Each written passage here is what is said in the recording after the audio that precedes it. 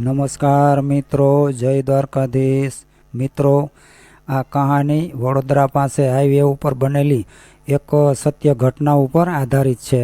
મિત્રો, ઘણા લોકો એમ કહેતા હોય છે કે હવે કળિયુગ આવી ગયો છે, આ જગતમાં માણસાઈ જેવું કાંઈ રહ્યું જ નથી। પણ આ કહાની ઉપરથી સાબિત થાય છે કે જગતમાં હજુ પણ માણસાઈ અકબંધ છે। પોતાના કોઈ નાતીલા ન હોય, પોતાના કોઈ સગા ન થતા હોય અને મિત્ર પણ ન હોય, તો પણ માનવતાને નાતે ઘણા લોકો એવી સામાજિક જવાબદારીઓ નિભાવતા હોય છે કે એનું જાહેરમાં જેટલું પણ સન્માન કરીએ એટલું ઓછું પડે। તો મિત્રો, મારી સૌને નમ્ર વિનંતી છે કે આ કહાનીના અંત સુધી જરૂરથી જોડાયેલા રહેજો, કારણ કે આ કહાની આપણને ન શીખવેલું શીખવે એવી છે। જો આ વિડીયો પસંદ આવે તો લાઈક અને ચેનલને સબસ્ક્રાઈબ કરવાનું ભૂલશો નહીં। તો ચાલો શરૂ કરીએ એક સત્ય ઘટનાની કહાની। 25 વર્ષનો યુવાન રજની 2 મહિના પહેલાં જ જેની સાથે સગાઈ થઈ હતી એ યુવતી સોનાલીની સાથે ફોન પર વાત કરી રહ્યો હતો। સગાઈ અને લગ્ન વચ્ચેનો સમય એ કોઈ પણ યુવાન યુવતીની જિંદગીનો સુવર્ણકાળ હોય છે। સાવ સામાન્ય લાગતી વાત પણ આ દિવસોમાં અસામાન્ય બની જતી હોય છે। દરેક બોલાયેલો શબ્દ ચાસણીમાં જબોળાયેલી જલેબી જેવો બની જતો હોય છે। આંખો પર ફ્રેમ વગર પણ ગુલાબી રંગના કાચવાળા ચશ્મા લાગી જતા હોય છે। એકબીજાને મળ્યા વિના રહી શકાતું નથી અને વાત કર્યા વગર જીવાતું નથી। વાત પણ કેટલી વાર કરવાની? અડધા કલાકની વાત પૂરી થયા પછી ફોન પૂરો થાય એની બીજી જ ક્ષણે ફરી પાછું ફોન કરવાનું મન થાય। રજની અને સોનાલી પણ આવા જ ગુલાબી દિવસોમાં જીવી રહ્યા હતા। સોનાલીએ પૂછ્યું કે 5 વાગવા આવ્યા છે, ક્યારે ઓફિસમાંથી છૂટે છે? આજે મળી શકાશે? ના, એ કહેવા માટે જ ફોન કર્યો છે। ઓફિસ તરફથી જવાબદારી સોંપવામાં આવી છે। મારે અત્યારે જ કરજણ જવું પડશે, ત્યાં પ્રાઇવેટ પ્રેક્ટિસ કરતા એક ફિઝિશિયનને મળીને અમારી કંપનીનું એક્સરે મશીન વેચવાનું છે। પાછા ફરતા તો રાત થઈ જશે। સોનાલી સમજુ યુવતી હતી, શિક્ષિત હતી, એ પણ જોબ કરતી હતી।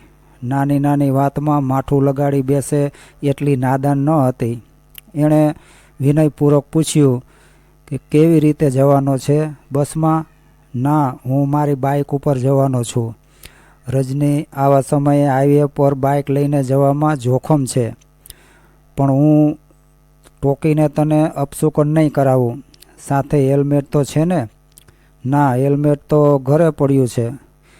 રજની ના ના કરતો રહ્યો, પણ સોનાલી હેલ્મેટ સાથે રાખવા વિશે જીદ કરતી રહી। આખરે એણે નારીનું અમોઘ શસ્ત્ર અજમાવ્યું કે જો તું હેલ્મેટ લીધા વગર જાય તો તને મારા સમ છે। સોનાલીના પ્રેમને વશ થઈને રજની હેલ્મેટ લેવા પોતાના ઘરે ગયો। એની પાસે 2 હેલ્મેટ હતા, પણ બંને નકલી હતા। પોલીસના કાયદા સામે રક્ષણ આપી શકે, પરંતુ અકસ્માત સાથે રક્ષણ ન આપી શકે। રજનીએ વિચાર્યું કે જ્યારે આટલો બધો લાંબો ધક્કો ખાધો જ છે ત્યારે નકલી હેલ્મેટ શા માટે પસંદ કરવું? એણે એના પપ્પા વાપરતા હતા એ ISI માર્કાવાળું સારી કંપનીનું મજબૂત હેલ્મેટ માથા પર ચડાવ્યું અને બાઇક પર બેસીને નીકળી ગયો।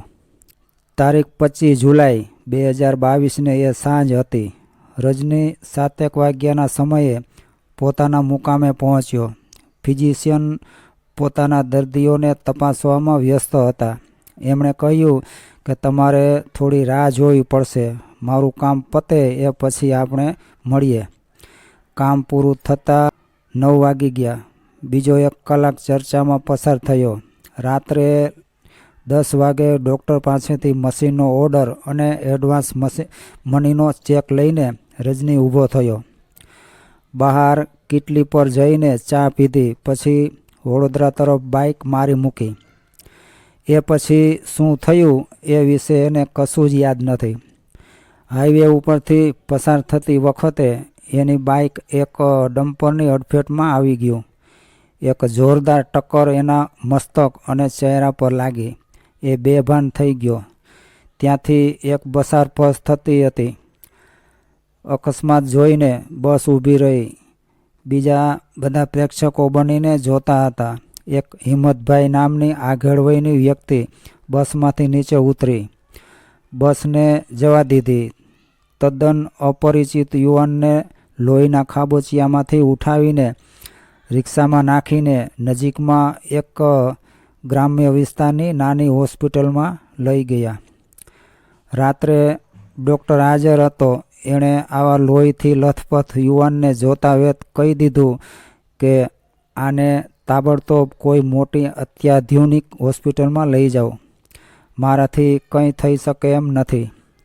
રજનીને લાવનાર હિંમતભાઈએ કહ્યું કે તમારાથી વધુ કંઈ ન થાય તો કમસે કમ આ યુવાનના ચહેરા પર ટાંકા લેવાનું કામ તો થશે ને. એની આંખ ગઈ લાગે છે. આંખની નીચેનો ભાગ સાવ છૂંદાઈ ગયો છે. ગાલની ચામડી ફાટી ગઈ છે. લોહીની ધાર વહી રહી છે. આને વડોદરા પહોંચાડી શકાય એવું તો કંઈક કરી આપો. મારે તમારી વિરુદ્ધ પોલીસ ફરિયાદ ન કરવી પડે એટલું ધ્યાન રાખજો. હિંમતભાઈએ મુન્નાભાઈ MBBSના સંજુબાબાની ભાષામાં ધમકી આપી. ડૉક્ટરે તરત જ ટાંકા લઈ આપ્યા. પછી 108 નંબરની સેવાનો લાભ લઈને રજનીને વડોદરા પહોંચાડવામાં આવ્યો. હિંમતભાઈ એકલા જ સાથે હતા. બીજું કોઈ ન હતું. રજનીને કંઈ જ યાદ નથી. પણ ઈશ્વરની મહેરબાની જુઓ. તદ્દન બેભાન અવસ્થામાં પડેલો રજની દેહ ઢંઢોળીને હિંમતભાઈએ પૂછ્યું કે તારા પપ્પાનો ફોન નંબર તને યાદ છે? કોઈ અજ્ઞાત શક્તિની પ્રેરણાથી રજની જેમ તેમ કરીને એના પપ્પાનો મોબાઈલ નંબર બોલ્યો. હિંમતભાઈને જેવું અને જેટલું સમજાણું એ પ્રમાણે એમણે નંબર લગાવ્યો. આશ્ચર્યની વાત તો એ છે કે નંબર સાચો હતો.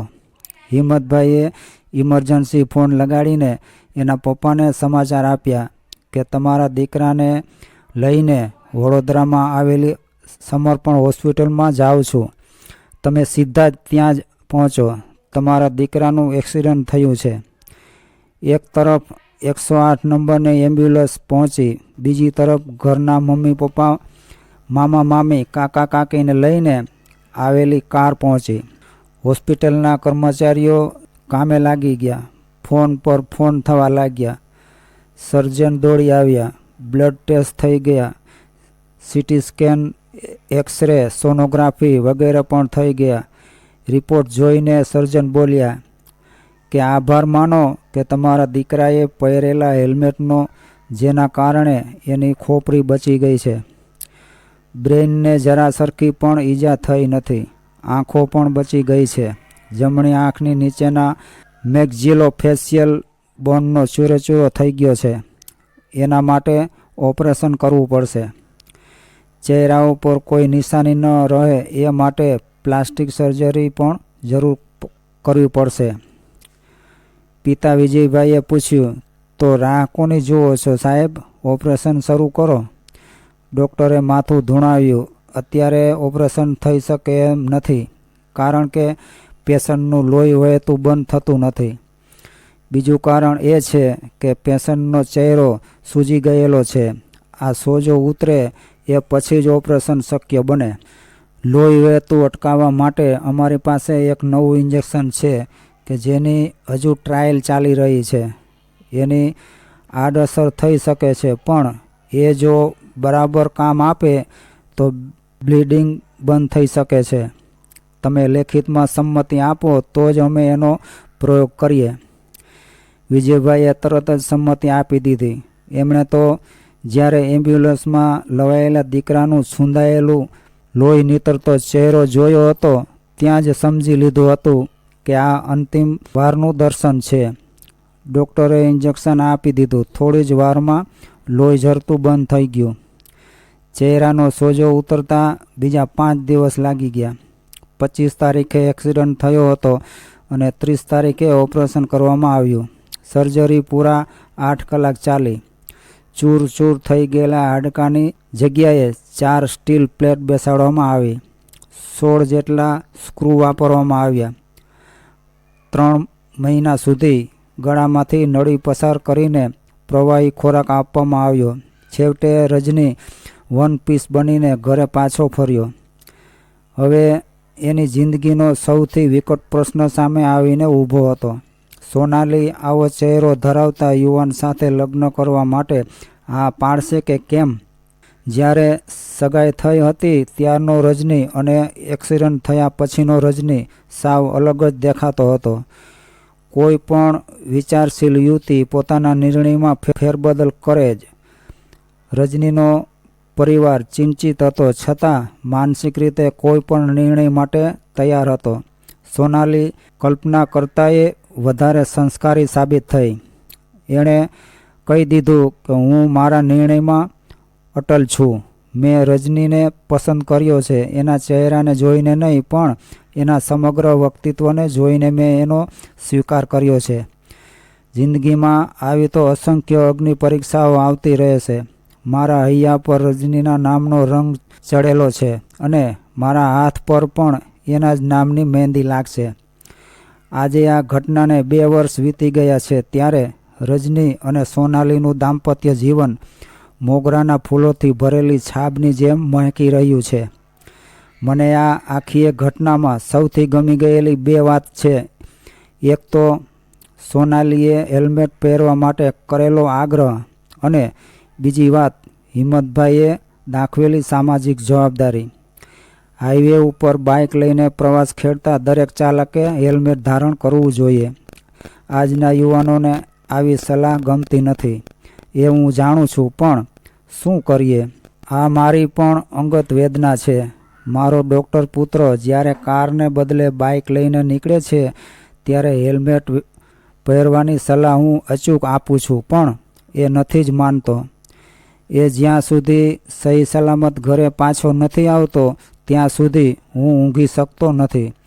જો રજનીએ તે સાંજે સોનાલીની સોના જેવી સલાહ ન માની હોત તો હિંમતભાઈ જેવી જ સામાજિક જવાબદારી આપણે સૌએ નિભાવવી જરૂરી છે. સડક પર પડેલો અકસ્માતગ્રસ્ત દેહ ભલે આપણા માટે અજાણ્યો હોય પણ એ કોઈકનો લાડકવાયો છે એટલું યાદ રાખીએ.